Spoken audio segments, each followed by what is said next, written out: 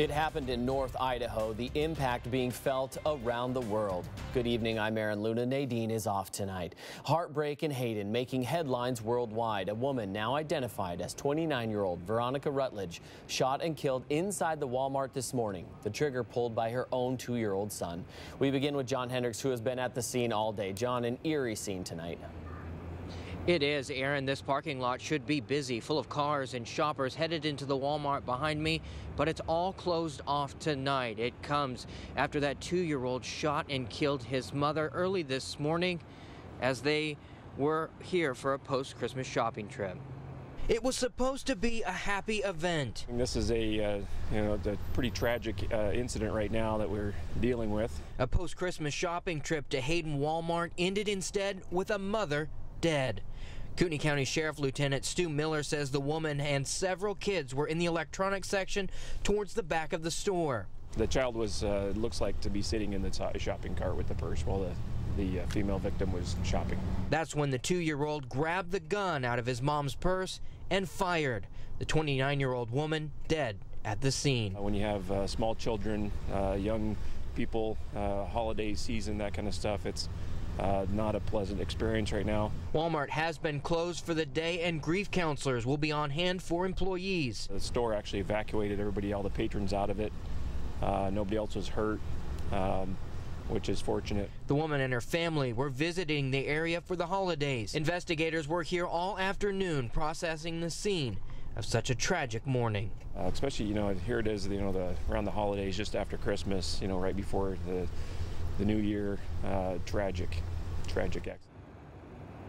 Now, this Walmart and the parking lot will be closed throughout the night and will open up again tomorrow morning at 6 o'clock. Again, we do want to let folks know, or employees here, that grievance counselors will be on hand if they need to talk with somebody. Reporting live tonight, John Hendricks, KXLY 4 News. John, thank you for that. Walmart reached out and released a statement hours after the shooting.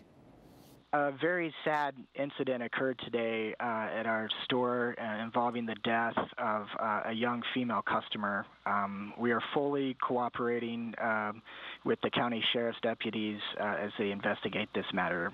And this tragic shooting must have a lot of gun owners wondering if they've taken enough steps to keep their firearms away from children. Our in-depth coverage continues with Jeff Humphrey tonight with a look at the new tools that are out there to make sure guns remain accessible but stay in the right hands. Jeff. And Aaron, that's the critical balancing spot this mom was trying to find.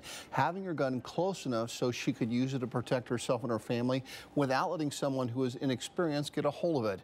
Her accidental death is a reminder that all of us gun owners can do a better job of safeguarding our firearms.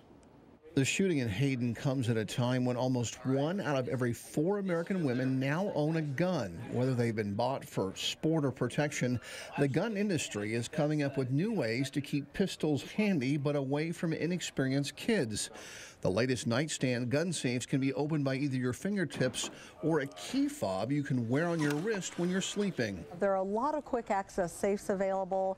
There are locking holsters that have retention. Law enforcement always uses retention holsters. This retention holster by Serpa blocks access to the trigger guard until someone uses their index finger to push a button that allows the pistol to be drawn out of its holster. There are alternatives to carrying a gun in your purse, like this fanny pack that's actually an easy access holster.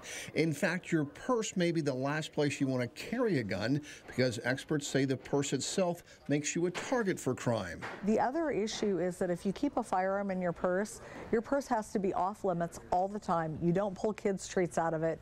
Kids can't know what's in there. It has to be yours and yours alone, and it has to be protected from that child or from a criminal who happens to walk by your shopping cart and grab it. Stop! Don't touch! Leave the area! Tell an adult! Gun safety initiatives like the NRA's Eddie the Eagle program target kids as young as kindergartners with messages like what to do if they find a gun. But experts say ultimately it's up to adults to find the right gear and habits to make sure carrying a gun for protection doesn't backfire on your family. You have to kind of look at the big picture and find the balance between protecting your family and having that instant access to that firearm. And Aaron, if you haven't been inside a gun store lately, there are a lot of new and not very expensive ways to hold on to that quick draw access while keeping your gun from falling into the wrong hands. Experts are hoping you will not let this tragedy in Hayden pass you by without taking another look at how you're securing your firearms. Reporting in Spokane, Humphrey, KXLY4.